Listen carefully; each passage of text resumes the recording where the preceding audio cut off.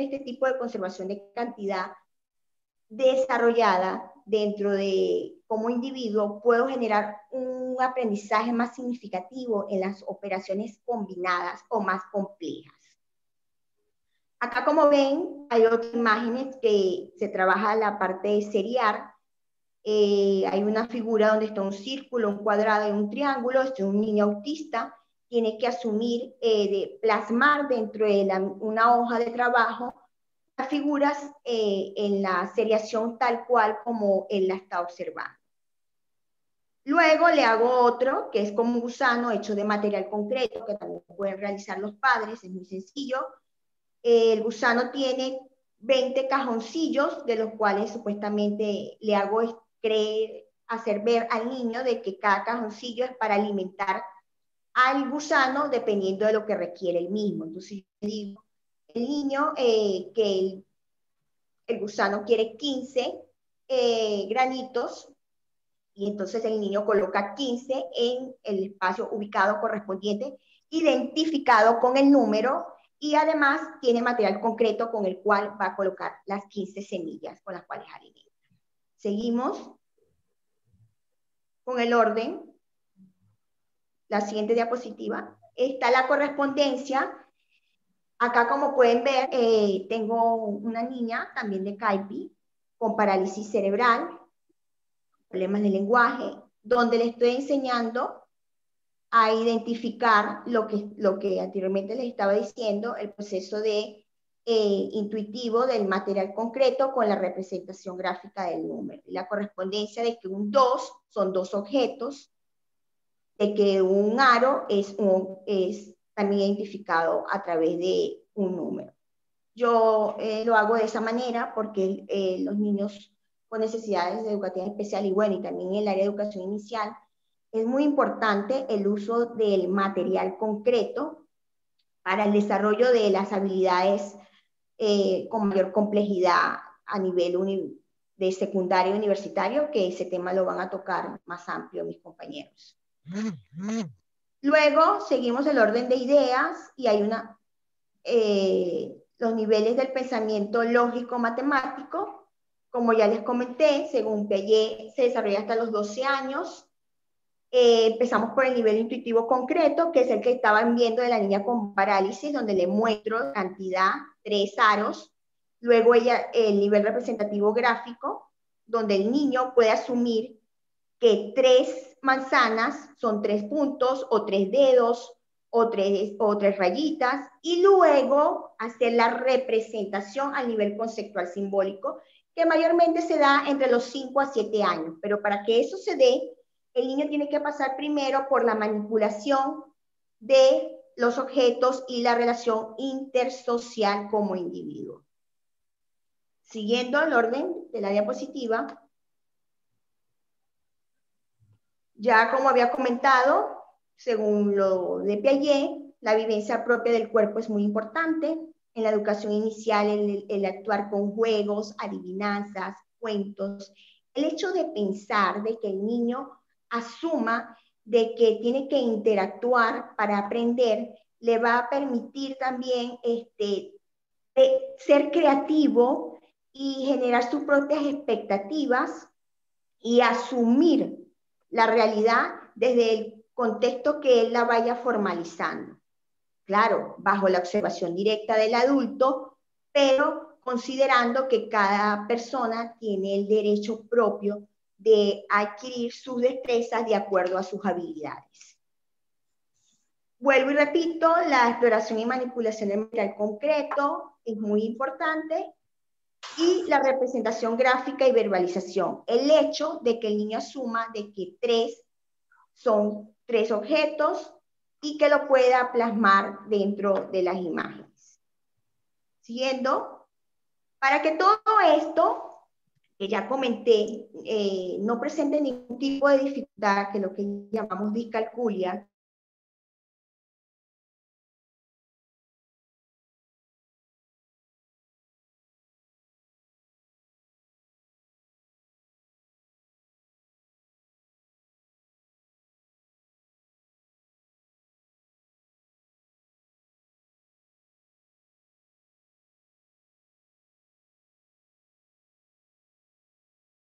como la falta de conceptos en la posición y tamaño, la confusión de signos, que el niño no me sepa interpretar que un más es agregar y que un menos es quitar, que tenga problemas en la organización para desarrollar operaciones paso a paso, que tenga problemas en la rotación, transposición, de que el niño me confunda el 9 con el 6, o que el 9 lo escriba como una P, o que el 5 como un 2.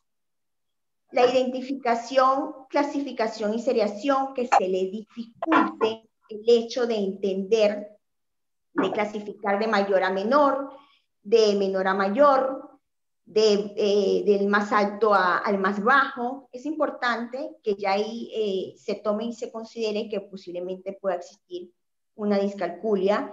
Y por supuesto el razonamiento matemático lógico, que si no lo hay, yo no puedo comprender operaciones combinadas, pues ya yo puedo asumir después de los 7 años de que un niño presenta una dificultad en la matemática. Seguimos.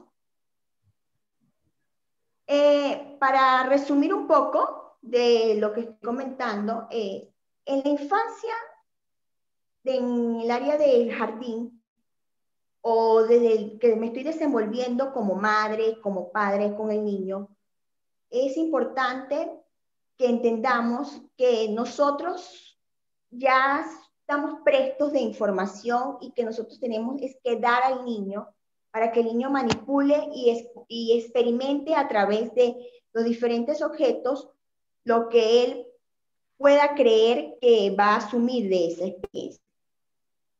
Es un proceso de carácter retroactivo donde él va a anticipar y va a aprender a través de la observación. Enseñarle a emplear actividades de comparar, clasificar, como decir, este vaso de leche que está en este vaso ancho es igual al que voy a servir en un vaso más alto, o esta galleta redonda es igual que la cuadrada. Ahí yo en la vida diaria le puedo enseñar al niño con objetos básicos de mi casa al hecho de las nociones del aprendizaje de las nociones lógicas matemáticas. Siguiendo, para cerrar, es importante de que entendamos que todo niño debe generarse un ambiente de concentración ameno, sin presión y entendiendo que cada individuo aprende de acuerdo a sus habilidades y destrezas, asumiendo su tiempo propio. Muchas gracias.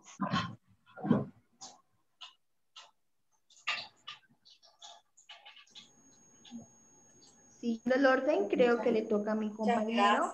Muchas gracias, profesora Tibisay. Excelente disertación, sobre todo sustentada en esa valiosa experiencia que viene trabajando ya desde hace algún tiempo. Por acá, antes de continuar con el profesor Juan, nos han llegado pues algunas inquietudes.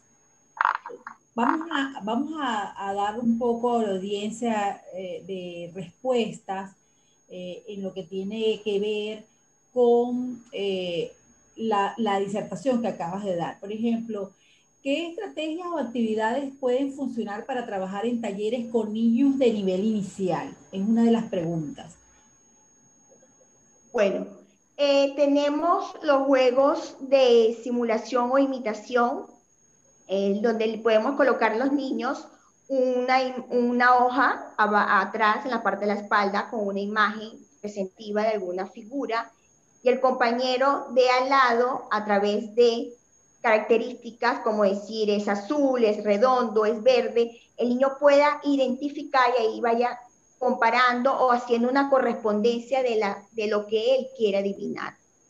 Cuando ya el niño adivina, ejemplo, si le dibujaron un triángulo o le dibujaron un cuadrado o le dibujaron un árbol y él dice, no, era un árbol, es de color verde. Entonces, él lo plasma en una hoja al frente de la pizarra o una hoja cuadriculada, asumiendo, respetando el espacio que le corresponda a cada niño. Tenemos el Twitter, que es muy conocido también, es con círculos de colores, que mueves la ruleta, vas identificando la izquierda, la derecha, colocas el pie, la mano, Ahí enseñas el proceso de patrón cruzado, lateralidad, direccionalidad, el reconocimiento espacio-temporal del niño, además de la socialización e interacción con el otro. Tenemos Excelente. también los juegos de memoria, tenemos los juegos de asociación, acá les muestro uno, donde el niño va identificando, pues se supone que la gallina va con el maíz, el perro va con un hueso. Tenemos otros juegos como el tira y el esconde, que es vamos hacia arriba, levantemos la mano hacia la izquierda, levantemos la mano hacia la derecha, aplaudamos, etc. Excelente, excelente disertación. Bueno, te me quedas por allí, profe Tibi, porque tenemos muchas más preguntas en nuestro chat, pero vamos a pasar con Juan Jerez, quien nos tiene también una divina disertación con el aprendizaje inclusivo de la familia con necesidades educativas especiales. Juan, ¿me escuchas? Sí, muy buenos días para todos. Agradecido primeramente pues a la doctora Franay por esta moderación y a su vez a la profesora Tevisay que da apertura a esta actividad. En efecto, pues quien en este caso pues lo pienso hablar es del aprendizaje inclusivo de la familia con necesidades educativas especiales. Generalmente la familia no conoce como educando a los niños, sino que pues lo ve como su familiar, como su entero compañero. En tal sentido, pues la profesora Tevisay hace una disertación de las actividades lúdicas, hace una disertación de cómo debe ser ese proceso de concatenar tanto las actividades como las estrategias. Y yo le traigo a colación la importancia que debe tener la familia, sin menospreciar otro de los elementos, sino considero que la familia es uno de los pilares fundamentales para que pueda haber un aprendizaje significativo en estos niños con necesidades educativas especiales con o sin discapacidad. Por lo tanto, en la primera lámina le expreso lo siguiente. Hay elementos inclusivos dentro de las necesidades educativas especiales. Esto lo tomo yo desde el punto de vista a través de la experiencia en que puedo tomar y puedo especificar. En este caso, pues tengo a la familia, la escuela y los especialistas. Quien me antecede es la profesora Tibisay en el área de especialistas, quien aborda y pudieron notar de cómo pudo haber sido todo ese proceso de estrategia, actividades, en el que el niño puede adentrarse en el mundo matemático, actividades lúdicas y específicas. Por lo tanto, considero que la familia es la primera institución educativa en la que se pueda adentrar en el mundo matemático este niño, este educando con necesidades educativas especiales. Y de ahí parte desde la familia hacia la escuela y también hacia los especialistas para hacer una especie de triangulación, familia, escuela y especialista. A su vez también tenemos, están al mismo ritmo la escuela y los especialistas. Si no hay un acuerdo entre los especialistas en el área de atención a las necesidades educativas especiales con respecto a la escuela, en el caso de las actividades, y no se lleva a cabo en el hogar, pareciese que no hay esa triangulación perfecta entre ambos. Por lo tanto, la escuela hace adaptaciones curriculares. Los especialistas también hacen adaptaciones curriculares que deben ser llevadas a la familia. La familia tiene un aprendizaje porque es la que organiza, es la que aquel padre, aquella madre, la que organiza las actividades, es la que se encarga de llevar a cabo dichas actividades dependiendo de la condición que tenga este educando, de este niño o esta niña o este adolescente, e incluso a nivel universitario, dependiendo de la condición que tenga. Si hablamos de trastornos emocionales, si hablamos del autismo, dependiendo de la condición que tenga este niño, pues se tiene que llevar a cabo, y todo parte desde la familia. Por lo tanto, en segundo punto, pues tendríamos las actividades. En la segunda lámina tendríamos de cómo llevar a cabo esas estrategias, actividades lúdicas.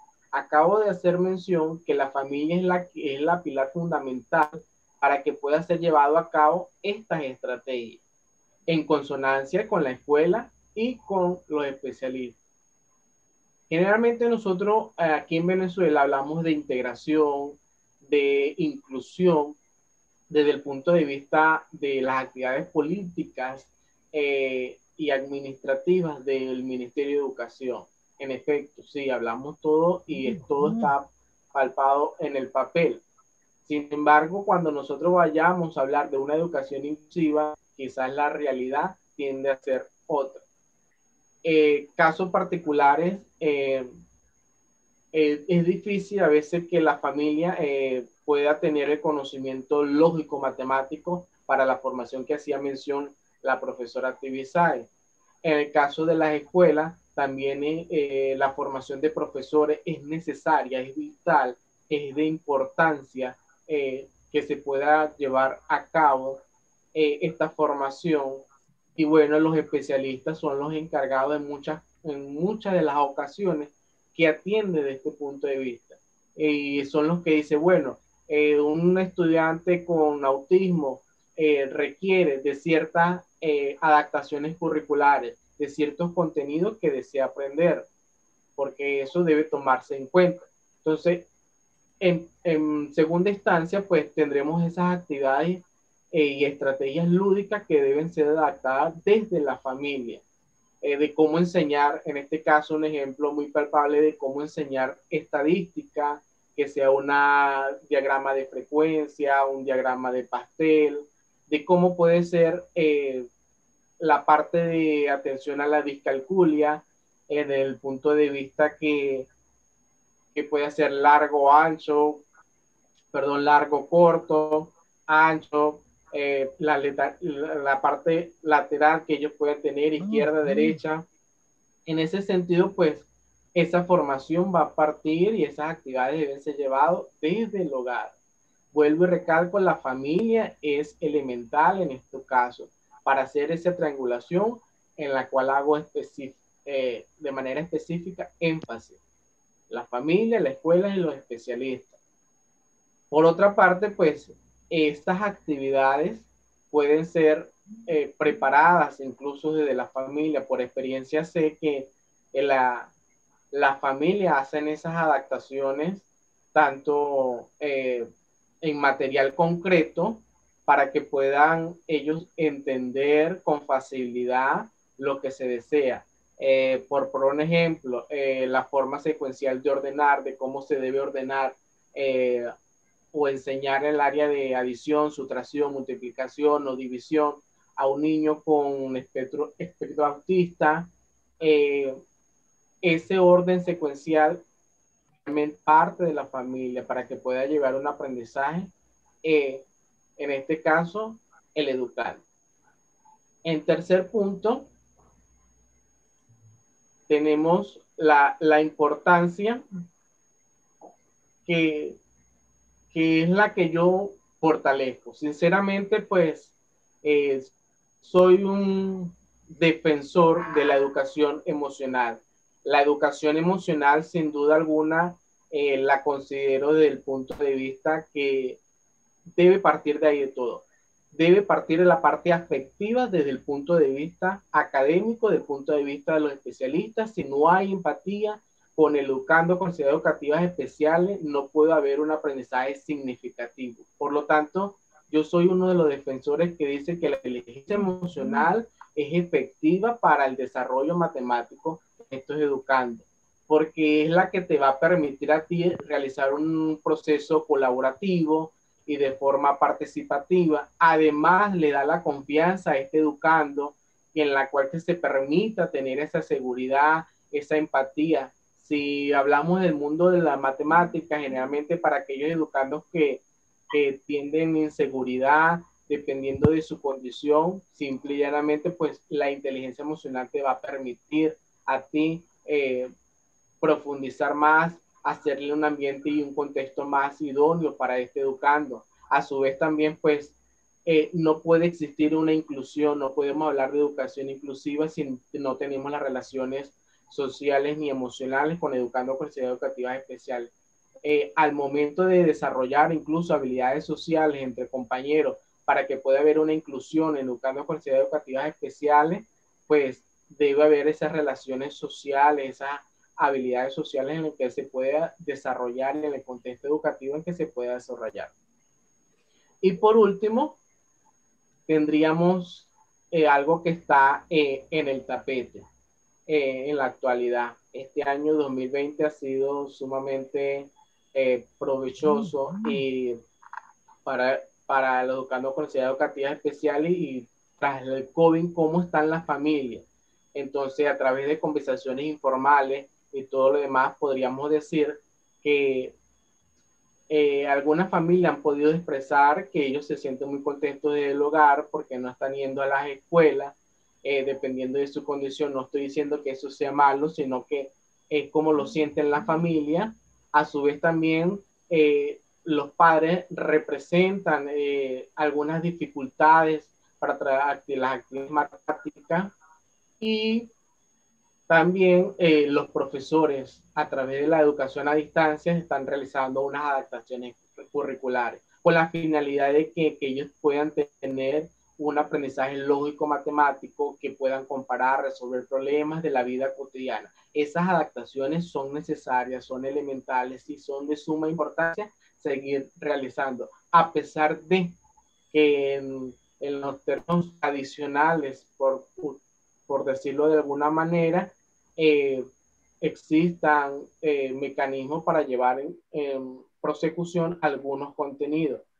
Todo depende de la condición del educando y las adaptaciones curriculares que se hagan dentro y fuera de la institución. Obviamente partiendo de la primera institución, como es la familia. Agradecido pues por esto y a la espera de sus participaciones. Muchas gracias, profesor Juan. Excelente disertación. De verdad que es bien interesante ver cómo se fusionan de manera armónica y de una óptica holística, la matemática, la educación especialmente inclusiva, el cómo desde una perspectiva emocional puede llegar al alumno, porque es uno de los principales problemas que incluso ocupa espacios de la investigación a nivel mundial, el cómo los individuos rechazan la matemática desde siempre. Por cierto, tenemos dos inquietudes que fueron formuladas, dos preguntas que fueron formuladas por nuestros inscritos. ¿Cómo incluir desde una perspectiva emocional cuando el alumno se niega a las matemáticas? De una manera breve para luego ir a las preguntas luego del chat. Excelente, agradecido, doctora Franay. Sinceramente, pues sigo y vuelvo a recalcar que soy uno de los defensores de la inteligencia emocional. Desde el punto de vista de la inteligencia emocional, se crea la empatía con el educando, se crea esa manera de feedback entre el educando y el proceso de enseñanza-aprendizaje que pueda fluir de la mejor manera. Tú vas a crear las condiciones necesarias a través de las emociones. Si tú manejas como profesor, como especialista, las emociones del educando, puedes crear esa empatía entre ellos. Muy bien. ¿Y qué estrategias puedes, por lo menos nómbrame unas dos estrategias que se puedan aplicar en dificultades de aprendizaje como la discalculia? La profesora Tibisay mencionaba algunas, pero según tu punto de vista, cuéntame.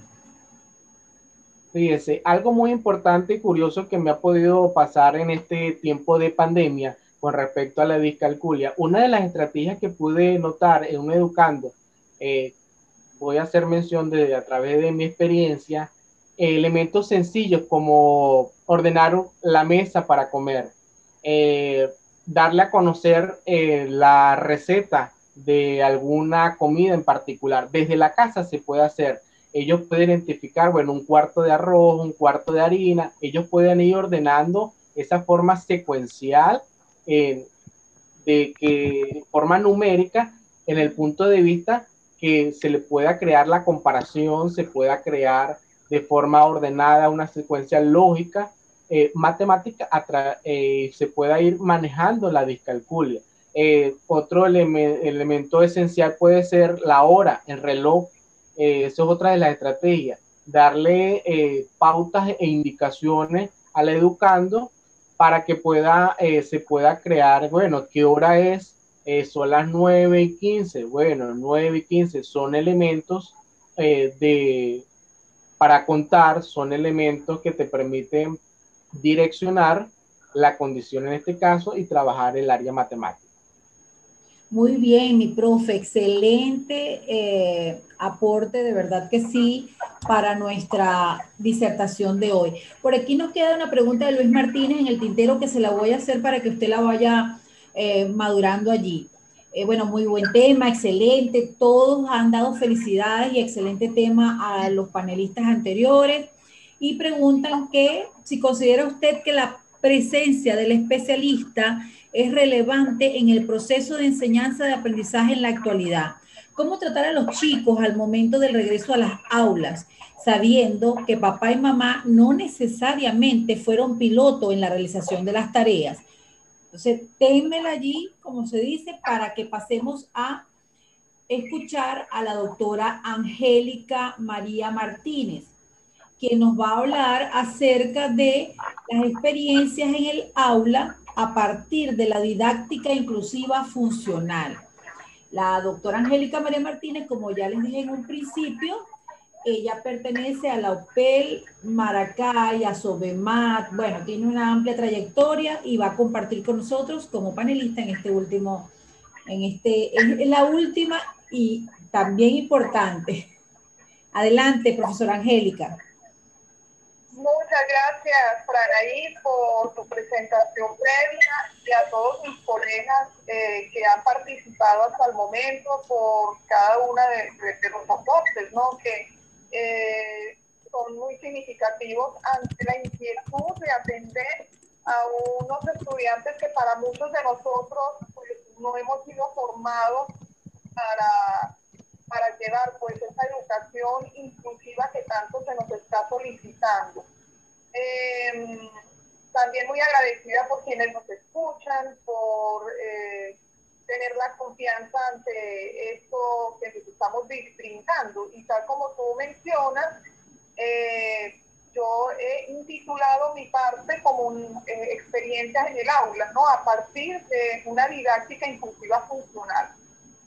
Prácticamente que todos hemos estado hablando a partir de estas experiencias personales porque en el bagaje de estancia en el aula, en el recorrido propiamente que hemos tenido, hemos ido captando ciertas peculiaridades, ciertas maneras de trabajo que consideramos pueden ser de utilidad para los oyentes. Bueno, en la diapositiva se sigue. Como ustedes ven, aquí tengo un diagrama de lo que viene a ser esta didáctica inclusiva funcional. Ella surge como parte del desarrollo de mi tesis doctoral, en la cual emerge un estructo teórico denominado ENEI, es decir, educación matemática especialmente inclusiva. Esta tesis estuvo bajo la tutela del doctor Freddy González y la terminé en el 2018.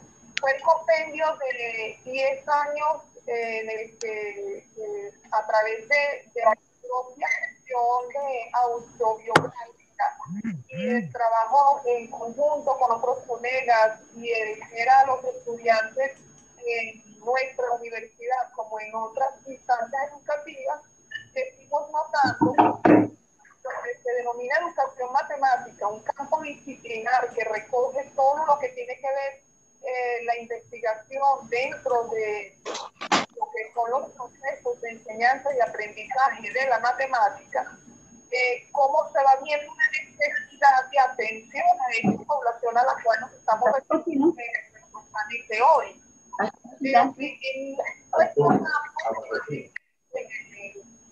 Al hijo del Sosa, supuestamente que Eric vino y dijo que matemática, pero que carencias en cuanto a ver a una persona con condición o con necesidad educativa especial en el aula. Tenemos los temores propios de que cómo se les va a enseñar, entonces vimos que allí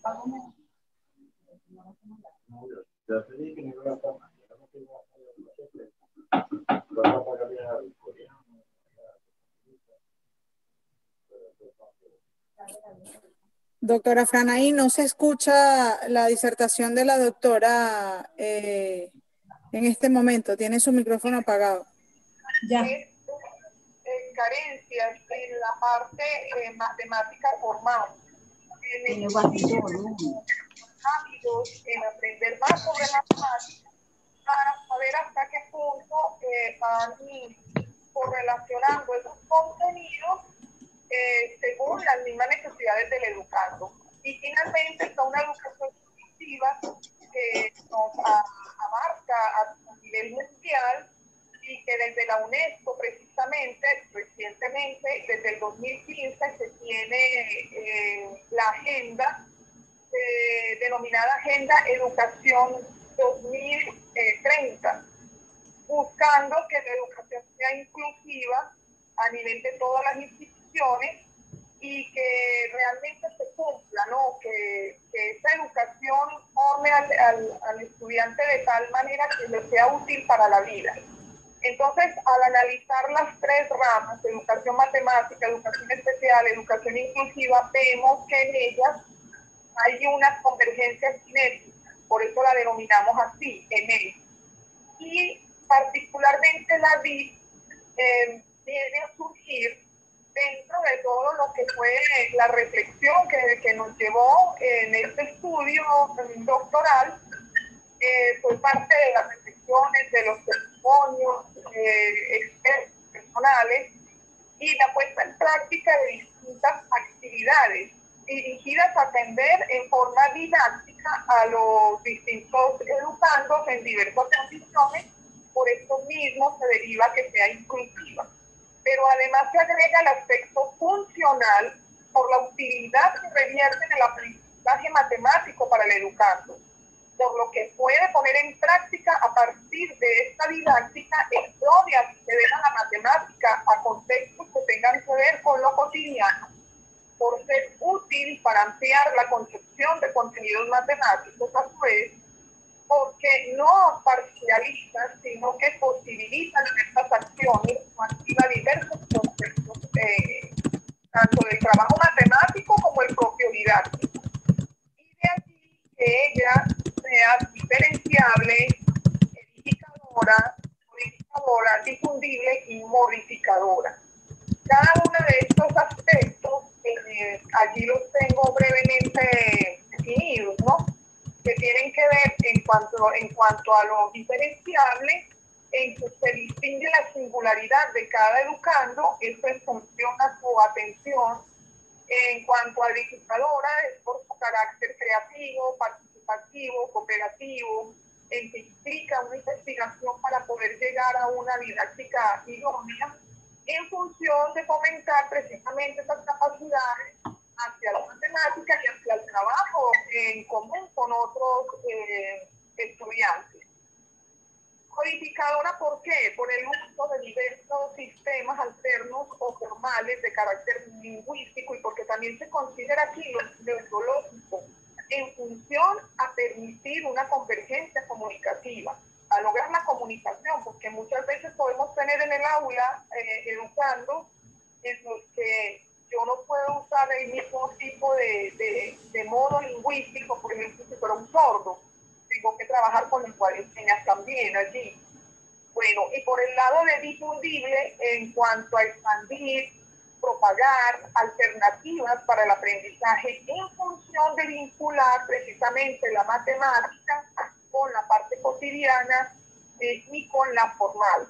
Y en una segunda función, en cuanto a llegar a otros espacios, a que lo que realizamos en el aula sirva también, por ejemplo, en el enlace que nos decía ahorita Juan Jerez, junto con la familia o con otras asignaturas, porque la matemática no está ajena a otras áreas del conocimiento. Y por el aspecto de modificadora es en cuanto a los cambios de acciones, de actitudes, de actitudes de toda la comunidad educativa, donde está también presente y casi siempre pues recae todo el trabajo en el docente, pero no es el único, precisamente en función de romper barreras, de esas barreras que no permiten que ese educando siga avanzando en sus procesos educativos por encima de su condición. Bueno, pasando a la siguiente diapositiva, hago mención ya de cada una para que puedan ver un ejemplo a lo que me quiero referir. En cuanto a diferenciable, aquí puede estar ligado en lo diferenciable lo que precisamente Juan Jerez estaba señalando con adaptaciones curriculares. Por ejemplo, un caso es de tener en diferenciación curricular que si yo debo enseñar en un momento dado un contenido matemático, pero en el aula tengo a un estudiante que aún tiene problemas con su lateralidad, poder trabajar o llevar a cabo con él una actividad donde no sea exactamente la misma manera algorítmica con la que estoy enseñando al resto de los educandos. Esto quizás lo debería ampliar un poco más, lástima que el tiempo no nos lo dé, pero lo puedo decir brevemente de la siguiente manera. Nosotros sabemos que tenemos que seguir un tema matemático con una determinada forma, con un determinado diseño que se nos ha presentado, pero a veces tenemos que romper un poco el estilo para poder que este estudiante pueda seguir el ritmo del resto de los demás. Fíjense acá en el ejemplo cómo rompo con el algoritmo normalmente tradicional y fíjense que puedo dar la adición a partir de una fila que no es empezar por las unidades, puedo empezar por las centenas y de allí desarrollar de izquierda a derecha. Lo que interesa es que se mantenga la cantidad debajo de la correspondencia de 100 centenas debajo de centenas. Estoy sumando decenas debajo de las decenas. Fíjense que ya cuando voy a sumar las decenas, que me da 12, aquí no aplico el llevo, sino que coloco el 12 completamente, pero debajo del 8. Y así cuando llego a la última adición por columnas de 7 más 5, tengo que tener otro 12, lo coloco consecuentemente debajo de la anterior suma. Fíjense, dejando en sí cada resultado en su parte de columna correspondiente. Esto facilitaría algunas situaciones donde el niño todavía le cueste llevar porque no ha consolidado la conversión, ¿no? de las 10, puedan ser decenas, puedan ser centenas, en una unidad de orden mayor. O porque en su momento de escritura él está todavía más facilitado a ir de izquierda a derecha y no en otra lateralidad. Sin embargo, mantengo la respuesta. Entonces, aquí entran en función aspectos en los que interactúa el docente con el estudiante de una manera diferente, proporcionando otras formas alternas. Al lado ven también una figura, una imagen, donde hablo del método constante. Y en este caso, es por ejemplo, si yo estoy trabajando con materiales didácticos, ¿dónde aplico lo diferenciable? Bueno, sí, estos materiales que ven aquí es un extracto de los bloques lógicos de Dini. Estos bloques sirven mucho en la etapa de infancia, cuando los niños están haciendo trabajo, por ejemplo, con clasificación, creación, etc. Pero si en mi aula tengo un estudiante con condición especial, por ejemplo, que es un niño con discapacidad visual, entonces yo no pudiera pedirle que trabajara cuáles son los rojos y azules, porque no los ve. Pero en cambio, si añado el método constante, se refiere a incluir relieves donde por su código el relieve va a implicar el color, como notarán allí. Por ejemplo, el rojo está en forma de zigzag, el azul va en forma de ondas, el amarillo en línea. Bueno, el niño se incorpora a la actividad como el resto de los estudiantes y puede entonces hacer una clasificación de las figuras por la textura y entraría perfectamente a trabajar. Entonces yo sí puedo hacer dentro del momento en el aula una diferenciación de acuerdo a las necesidades del educado. Pasando a la siguiente diapositiva, en cuanto a edificadora, se refiere a la participación y a la presencia matemática que de alguna manera tenemos que seguir dando en el aula. No se trata de minimizar el trabajo matemático, sino de incorporar una serie de dinámicas, de estrategias, de medios que permitan que esa matemática se consolide. Una es precisamente la que tocó nuestro colega Juan Jerez, la familia. Ustedes verán aquí unas imágenes, aquí yo las traje para que sirvieran de ejemplo, porque yo en casos con personas con discapacidad visual, por ejemplo, trabajé con sus familias, con sus padres, con sus madres, en forma que ellas también pudieran complementar el proceso. Realizamos, en este caso lo que ustedes ven allí, unas gráficas, se nota un poquito allí, unas imágenes con unas gráficas que estábamos trabajando para el aprendizaje de la estadística. Y bueno, elaboramos material, los padres se dieron cuenta pues del contenido que estábamos desarrollando y pusimos en empalme el trabajo gráfico, que por lo general es visual, de una manera táctil. Pero a su vez también podemos trabajar lo matemático de distintas formas, tanto conceptual, gráfico, tabular, simbólico, es decir, tratar de hacer un compendio de los contenidos matemáticos que reviertan distintas formas, ¿no? Para que puedan consolidar el aprendizaje de dicho contenido. Para la siguiente diapositiva, traigo aquí una imagen en relación a lo que me refiero en cuanto a codificadora. ¿Por qué la didáctica DIP es codificadora? Porque incluye sistemas de comunicación alternos a las necesidades del educando. En el caso de una persona con discapacidad visual, debo tener el conocimiento sobre el código matemático unificado para la lengua castellana, que está desde el 1988 en funcionamiento, o sea, que pudo darse en forma sistemática por distintos países que asumieron como quedaría entonces un código que ya existe para la escritura general, llevarlo a la escritura de nuestros sistemas simbólicos matemáticos. Acá traigo algunos ejemplos, como es el caso del uso de los ordinales, fracciones, o del uso, por ejemplo, para dar una adición. Aquí viene el código tal como se emplea normalmente, con 6 puntos, pero se añadieron algunas reglas. Importante incluirlas, porque la persona con discapacidad visual que maneje el código braille puede perfectamente hacer una escritura, desarrollar en el momento de la clase el resto de sus contenidos acorde a su sistema.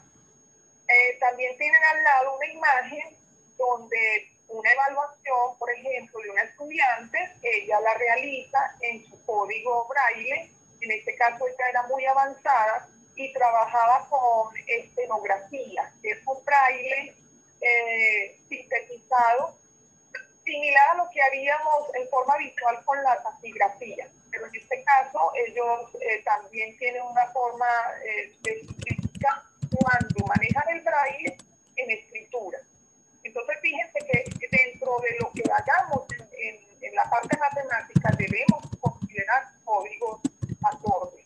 Aquí, por ejemplo, me quedaría mencionar, por ejemplo, otros códigos, el de lengua de señas. Y en el caso de lengua de señas, tengo que participar en conjunto con varias personas sordas para realizar o formar una C. Ellos van haciendo la comprensión de un contenido matemático. En el caso de nuestra tesis doctoral, pudimos llegar a codificar 11 conceptos matemáticos. En este caso, para ellos fue importante porque lo asumieron desde su lengua. Esto también en apoyo con un intérprete de lengua de señas y de quienes estudiantes sordos estaban allí y que pudieron participar.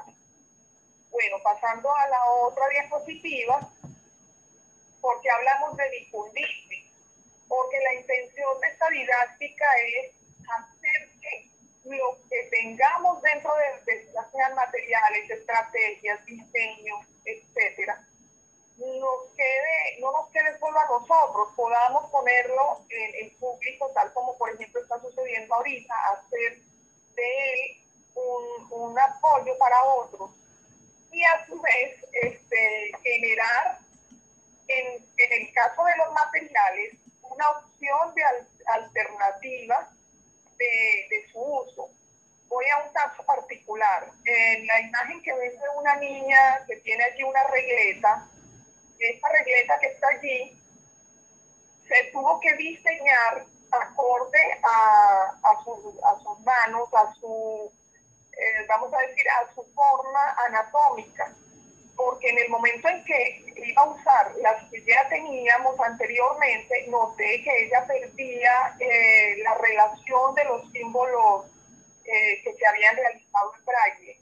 Es decir, se trata de que todo lo que hagamos aquí sepamos a su vez cómo configurarlo acorde a la necesidad del niño, pero comentárselo a otros colegas, porque en el caso de muchos, precisamente, en beneficio, no caer en repeticiones de algo negativo, sino al contrario.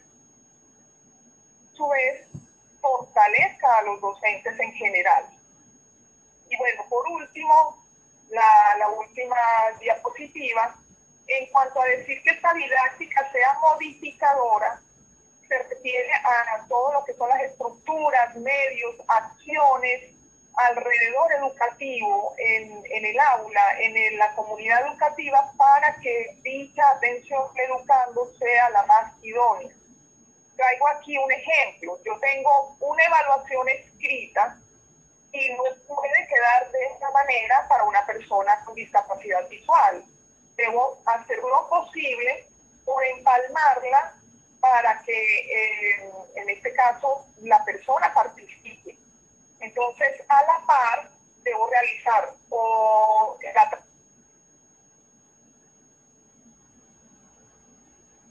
práctica sirviendo de apoyo. Miren, allí hay, dentro de la imagen, creo que ustedes pueden notar que hay una balanza. Bueno, esa balanza no la puede ver una persona ciega y por lo general requiere, sobre todo supongamos que fuera un niño, requeriría tener a la mano de estar refiriendo. Entonces, en este caso, se realizó un material donde se lanza en forma ya física y, bueno, como notan allí en el resto de imágenes, la niña interactuó con los materiales y fue dando respuesta a la prueba, tanto como los demás niños, a su vez, tuvieron la oportunidad de realizarla.